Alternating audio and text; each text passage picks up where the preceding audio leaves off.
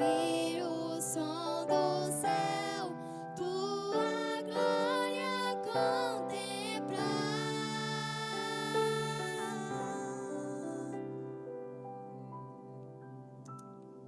Amém? Paz do Senhor, irmãos.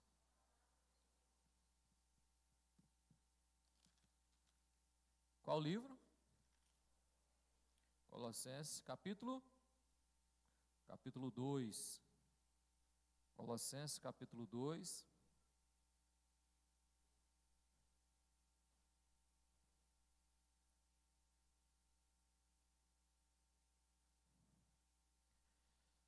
Ratificando, Colossenses, capítulo 2, versículo de número 4.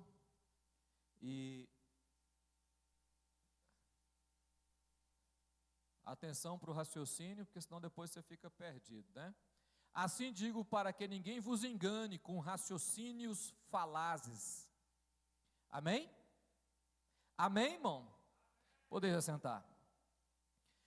Eu falei com vocês na aula passada, ontem, né? Que havia o surgimento de uma heresia na igreja de Colosso e na região ali da Ásia. Já estava surgindo os agnoses com pensamentos e raciocínios que Cristo não era divino, não era Deus, era um ser iluminado, mas não era divino, ou ele não era Deus em sua essência. Mas também tinha outras questões, um secretismo religioso muito grande, fazia o povo ali viver uma vida, até mesmo uma mistura entre cristianismo, gnosticismo e outras religiões que estavam acontecendo, como adoração a anjos, culto a anjos e estações, essa questão, astrologia. E eles quis colocar isso para a igreja, e Paulo escreve a carta para combater essa questão. Eu li esse texto aqui, ó. Assim digo que ninguém vos engane com raciocínios ou com palavras vazias. Falazes quer dizer palavras vazias. Irmão, olhe para mim. É muito difícil. Quando eu tomei posse no Nova Olinda, a grande dificuldade minha foi o casamento. Eu ter que casar com a igreja. A noiva era muito diferente do noivo. E eu não a noiva não me aceitava e eu não aceitava a noiva. Pensei, pedi transferência até por causa de uma única questão. Porque eu sempre, na minha vida, eu priorizei o conhecimento bíblico antes da espiritualidade. A espiritualidade é válida, o emocional é válido, né? É válido, você dá razão à alma, às emoções, dá extravasar as emoções. O espiritual, você dá lugar ao espiritual, é válido, mas tudo isso é regido ou carregado pela palavra. Então, sem a palavra, nada disso tem algum valor, nenhum significado. Aí, quando eu cheguei aqui, eu quis ensinar a igreja não queria aprender, sabe? Aí houve um choque de cultura, de forma de vida, um choque de maneira. Eu queria ensinar no quadro, e a igreja queria que eu ficasse em cima do púlpito pregando e dando glória a Deus e falando em línguas. Mas aí eu já vinha de alguns anos trabalhando dessa forma na palavra, custei acostumar, até que eu me cedi à igreja. Tirei o quadro, parei de estar estudando a questão de grego e hebraico e a linguagem da escrita para poder falar com vocês. Então, eu estou tentando passar para você a forma mais simples possível para você entender. Não estou aqui para falar de teologia, mas sim só do livro. Então, mantenha o livro aberto, que eu vou ser bem rápido, porque o meu tempo é curto. Versículos 6 e 7. Põe aí, meu filho, versículo 6. Ora, como recebeste Cristo Jesus, o Senhor, assim andai nele. Da forma que você recebeu, anda nele. Versículo 7. Neles, lê comigo, nele radicados, nele edificados, nele confirmados na fé, como foste instruído, nele crescendo em ações de graça. Em quem? Cristo. Deixa eu me deter um pouquinho aqui para você entender o que eu vou dizer. A palavra radicado, a palavra colocado e a palavra radicado ou raiz, ela vem da agricultura, do grego ela remete à profundidade de raiz. Radicados quer dizer raigados, firmados. Ó, nele vocês estejam com as raízes profundas. Não seja planta, aquelas daninhas, erva daninha que tem umas, a raiz é pequenininha, se você pega assim, puxa e arranca. Não, nele esteja enraizado. Nele quem? Cristo. Então, a palavra grega usada aí traz o sentido de raiz. Amém? A palavra edificados, ela vem da arquitetura ou da engenharia civil. Ou seja, que seja edificados. Se as minhas raízes estão profundas, agora eu seja alicerçado, firme. Amém, irmão? Está entendendo aí? Então vamos para a terceira palavra. A palavra confirmados na fé, ou coedificados, ou reedificados, você vai encontrar a tradução diferente, vem da palavra também arquitetura, que é da questão civil. Reedificado, irmão, quer dizer compactados. Entendeu aqui, irmão? Compactados. Então, o crente, ele precisa ter raízes profundas em Cristo. Para que ninguém engane ele, ele precisa ter raízes profundas. A minha maior batalha na igreja, o tempo todo, é pedir aos irmãos para que pare de olhar para a Bíblia como se fosse um livro de mistérios. E comece a ler ele de forma que você possa entender a Bíblia. É simples, está vendo que é só lendo. É uma questão natural. Ele diz, nele o quê? Nele você tem que estar. Radicados, edificados, confirmados na fé. Por que confirmado, irmão? A palavra confirmado vem melhor do que reedificados. Se eu vou fazer uma compactação, se eu vou fazer uma coluna, vou fazer um prédio, presta atenção, irmão, eu faço um buraco para fazer a coluna do prédio, o alicerce, a estrutura, eu cavo 3 metros, mas no fundo do buraco eu não coloco o cimento e o ferro e o cimento não. O que eu faço? Eu soco, está entendendo? Eu pego um soquete e vou socar ali, até aquilo ficar compactados. É isso que ele está dizendo. Seja, pois, compactados, firmados nele. Para quê, irmão? Para que nenhum vento de doutrina balance você para nenhum lugar. Entendeu aí, irmão? Entendeu, irmão? Mas para isso você precisa ter conhecimento de Jesus, sabedoria, estudar a palavra. Olha, a palavra ratificados, eu expliquei para você, edificados, confirmados, como fosse instruído, escola. Nele vocês aprendeu de forma na escola, como se você estivesse estudando. Entendeu aqui, ó? Estudando. Vocês são instruídos estudando. Amém, irmão? Crescendo. A palavra crescendo aí, no grego, traz um sentido interessante. Traz um sentido de rio. O rio, ele começa, só uma coisinha, não é isso? Quem conhece o Rio São Francisco aqui? Você conhece ele depois que ele já tem 200 metros, né? Ele nasce só uma aguinha brotando. Ao longo do seu percurso, ele vai expandindo e se torna um rio caudaloso, grande, forte, crescendo em ações de graça. Nós começamos bem fraquinhos, mas vamos nos fortalecendo. O que mais me deixa indignado, não são todos, não são a maioria, uma pequena parte assembleiana, tem a mania de ser levado de qualquer forma. Anos e anos de fé, você conversa, a pessoa não cresceu, não melhorou. Paulo está dizendo assim: olha, eu sei que vocês quando começou não sabia nada, mas agora vocês têm que ir crescendo como o rio, larguecendo, se fortalecendo a cada dia mais. Amém, irmão? Parando aí, eu quero que você mude para o versículo de número 8. Põe o 8 aí, meu filho.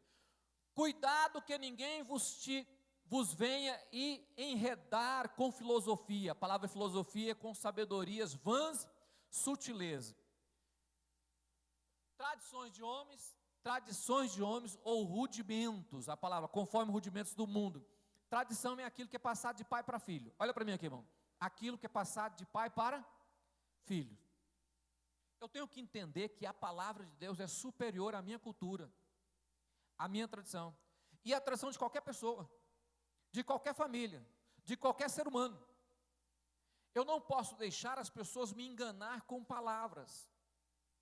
Quando a pessoa me citar qualquer coisa que é isso ou é aquilo, eu devo imediatamente, a minha mente tem que voltar para julgar aquilo conforme está na palavra de Deus. Não deixe a pessoa te enganar com palavras fáceis. Olha, irmãos, vamos parar aqui para que eu possa levar você a outro nível aqui em nome de Jesus. Versículo 16. Ninguém, pois, vos julgue por causa de comer, beber, dia de festa, lua nova ou sábado. Para ser crente, você precisa disso. Liturgia exterior. Não, você só é crente se você fizer assim. Você só é crente se você fizer isso. Não, você só serve a Deus por isso. Se você começar a guardar os sábados, você vai ser mais crente. Vai, irmão? Não. Se você parar de comer carne de porco, você vai ser mais crente. Vai? Não. Não vai acontecer nada. Isso não vai mudar a sua vida. Ninguém tire você da liberdade que Deus te deu. Que liberdade é essa? Não deixe as pessoas te enganar com pretexto de sabedoria, que na realidade não tem nenhum conhecimento sobre a palavra de Deus e nem entendimento espiritual. Vamos à frente aí, versículo de número 18. Ninguém se faça árbitro contra vós outros, pretextando humildade a culto dos anjos.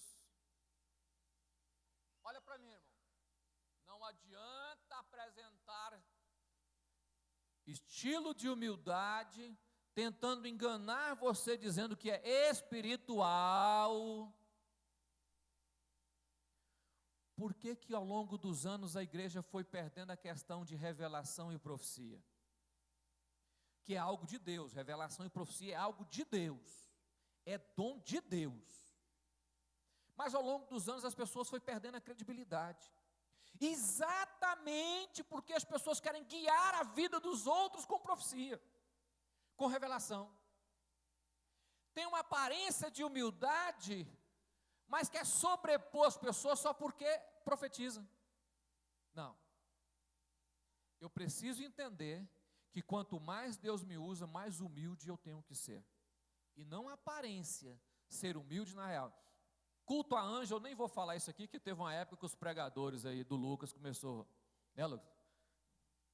Eu vejo um anjo que vai descendo com espada de fogo, tem um anjo com chicote na mão, o anjo entrou na porta da igreja com labareda de fogo. Vai mentir, irmão, anjo não tem nada que ficar aparecendo dentro de igreja, porque anjo, ele está a serviço da igreja, ele não está aqui para poder fazer o culto ser espiritual, porque ele já é espiritual. O crente não precisa de anjo para dar glória a Deus, o crente já tem o Espírito do Senhor. Você chegou em qualquer igreja, começou a falar que está vendo anjo, você pode ir embora que é mentira, irmão. Ele está vendo qualquer outra coisa, menos anjo. Talvez ele fechou o olho no rumo da lâmpada e viu um brilho lá e está achando que é anjo. Culto baseado em anjos, baseando-se em visões, nunca dirija a sua vida por visão, revelação e profecia. Dirija a sua vida por palavra. Essa aqui não fale, nem tem interferência humana. Antigamente as pessoas iam fazer as coisas. Presta atenção, irmão. O camarada tinha um negócio para resolver. Vou na casa do profeta ali para ele orar para mim, para ver qual é a vontade de Deus. Qual a vontade de Deus pura e santa. Não é errado profecia. É errada a forma que as pessoas usam dela. Eu não devo me submeter ou sair correndo atrás de revelação, não. Se Deus quiser falar comigo, Ele vai falar comigo. Não coloque a sua vida. O que estava acontecendo lá? As pessoas com pretexto de revelação estavam ensinando heresia para a igreja, dizendo que Deus o revelou. Toda seita herética nasce com uma revelação.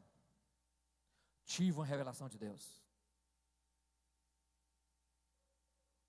Teve um pastor assembleano num trabalho nos Estados Unidos, que eu não vou falar o nome dele, então você vai descobrir quem que é, né?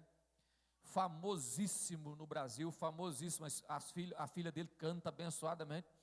Saiu da Assembleia de Deus porque teve uma revelação que agora tinha que mudar a forma de culto nas Assembleias de Deus, porque um anjo revelou para ele. Rapaz, o Maomé foi revelado, Siddhartha Gautama foi revelado, Confúcio foi revelado. Revelado o quê, irmão? A maior revelação de todos os tempos. Não falha. Falou, vai cumprir. Quer que a sua vida seja bem direcionada? Bíblia. Palavra. Enfatuando sem motivo algum a sua mente carnal. Vamos à frente, irmão, que eu já estou terminando aqui para nós orarmos, que o nosso tempo está acabando ali. Presta atenção, versículo 19, põe aí, irmão. Não retendo a cabeça da qual todo o corpo suprido e bem vinculado por suas juntas e ligaduras crescem, e o crescimento que procede de Deus. Olha para mim, irmão. Não deixe de ser guiado pelo Espírito de Deus. Quer crescer estruturado? Cresça alimentado por Cristo através do Espírito Santo, pelo caminho da palavra de Deus. Não permita que a sua vida venha permear assuntos ou qualquer coisa que contradiz a palavra. Se não sabe, não fala. Se não tem certeza, não dê conselhos. Se não sabe que está na Bíblia, fique calado, irmão. Mas tudo que você for fazer, fique na palavra. Fique na palavra. Daqui, se torne uma planta forte, enraizada, alicerçada, compactada, instruída e fortificada na palavra de Deus. Amém, irmão? Paulo estava dando um conselho. Chega de tanto cerimonialismo, irmão. É por isso que eu parei de pregar modelo de roupa em cima de púlpito. Por isso que eu parei de pregar modelo. Porque as pessoas tinham modelo de roupa bem, mas o tamanho da roupa era o tamanho da indisplicência na palavra. Não tinha nenhum conhecimento. Apresentava uma santidade não existente. Aí eu passei a pregar pudor, que é o que a palavra diz. Pudor é diferente de eu ditar normas. É por isso, irmão, essa questão de cerimonialismo, eu já falei aqui na igreja. O culto eu posso começar com a palavra e terminar com louvor. O culto, é uma cerimônia, um culto oferecido a Deus. Ele não tem uma regra enquadrada, definida. Ele é uma forma de estar adorando a Deus, é o culto. E tem gente que tem muito cerimonialismo, mas não tem realidade cristã. É igual a ceia.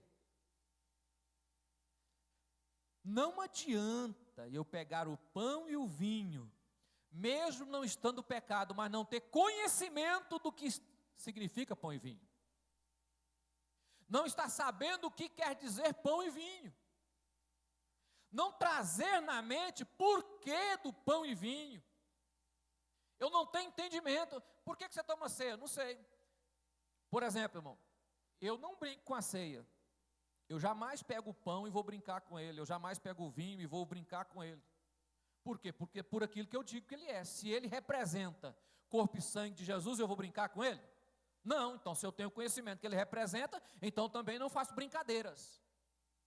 Isso é o quê? Temor, conhecimento. Vamos à frente. Versículo de número 20, irmão. Estou terminando.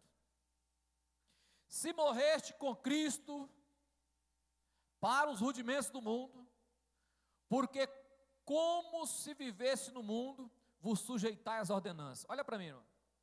Você vai se reclinar a ditos e normas. Hoje pode que ninguém está tentando colocar você em uma doutrina errada, mas tem crente que até hoje é católico, irmão, apostólico e romano. Tem crente que até hoje clama por Maria. Você passa um apuro, Ave Maria.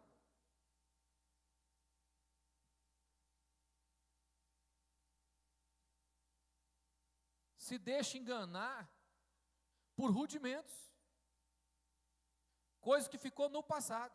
Não se sujeita às questões que não é bíblica. Você já saiu de lá. E tem muitas outras coisas que nós fazemos, que nós estamos praticando. Amém, irmão? Amém, irmão? Tem crente até hoje, irmão, que se ele passar perto de uma chinela e ela estiver virada para cima, ele pega ela e desvira e fala que a mãe vai morrer.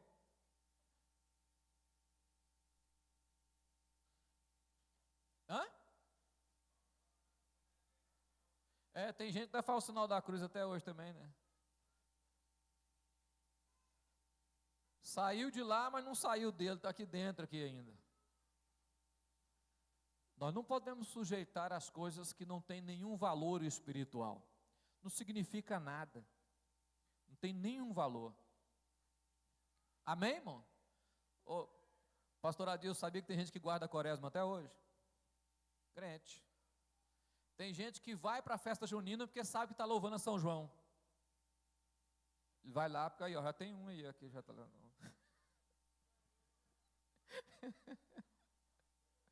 Amém, irmão? Vamos à frente, vamos à frente. Versículo 21, irmão. Não manuseie isso, não proves aquilo, não toque naquilo outro, segundo os preceitos e doutrina dos homens, pois que todas as coisas com o uso se destroem. Tais coisas, com efeito, têm aparência de sabedoria, como culto de si mesmo, de falsa humildade, de rigor ascético. Todavia, não tem valor algum contra a sensualidade. Olha para mim, irmão. Faz tudo isso, mas não muda de vida. Mas não santifica. Mas não purifica da sensualidade. Faz tudo isso, mas continua aplicando a sua vida em coisas que têm aparência de bom, mas não serve para nada. Não serve para nada. Até a Assembleia de Deus teve uma época assim, irmão. Nossa, se eu cortar o cabelo, eu vou para o inferno. Nós ficamos muito tempo assim, irmão. Não tinha nenhuma influência cristã, mas nós ficamos assim. Mas nós crescemos, né? Mas tem algumas pessoas que não cresceu ainda não. O que é crescer, irmão? O que é melhorar? É aprender. Quanto mais eu aprendo, mais eu mudo de vida e mais liberdade em Cristo, não libertinagem, liberdade em Cristo, porque o que eu faço de certo, que é bíblico, muda a minha vida e transforma o meu caráter e me torna a cada dia mais parecido com Jesus. O que a Bíblia quer? Quem estava aqui no livro passado, no texto de Filipenses, fala que Paulo estava dizendo para sermos completos, não é isso? Completo. O único varão completo que teve na terra se chama Jesus. Completo é sem defeito.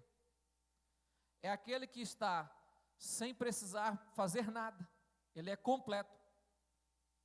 Então nós estamos caminhando para ser completos. E eu expliquei com o livro de Filipenses que o que Deus está dizendo com a sabedoria Tiago também fala isso, é que nós somos incompletos e cada vez que estudamos a palavra percebemos a nossa incompletude e mudamos de vida para alcançar um padrão cristão. Não é um padrão falso, é um padrão cristão. Teve alguém que escreveu na internet debaixo de um vídeo bem assim, ó. A irmã saiu do espiritismo, mas o espiritismo não saiu dela. Aí estava lá a irmã rodando, dando glória a Deus e rodando. E rodando, e rodando. Aí ó o que a pessoa escreveu embaixo. Aí ó, saiu do centro espírita, mas não saiu dele. Isso é vergonha para nós. Ainda bem que a minha igreja não tem essa questão. Eu não estou proibindo você de se exaltar, de emocionar, chorar, pular. Não. Eu estou falando com você que deve ter sabedoria. O Espírito Santo manifesta em nossa vida, mas não tira o nosso sentido. Não ocupa os nossos sentidos. Permanecemos sendo a mesma pessoa, usado pelo Espírito. Quando você estiver de forma irreconhecível, não é o Espírito Santo, irmão. Eu não conheço esse Espírito. Quando você estiver de forma reconhecível, aí é o Espírito Santo. Você está todo bagunçado, cabelo babado, para o lado, caído no chão. Não, espera aí.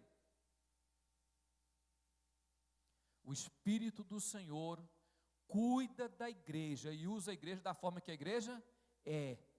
Não precisa mudar você, fazer você esquecer até quem você é, não. Amém? Vamos colocar de pé? Já passei 5 minutos, vamos orar, irmão. Vocês conversam demais, Deus me livre.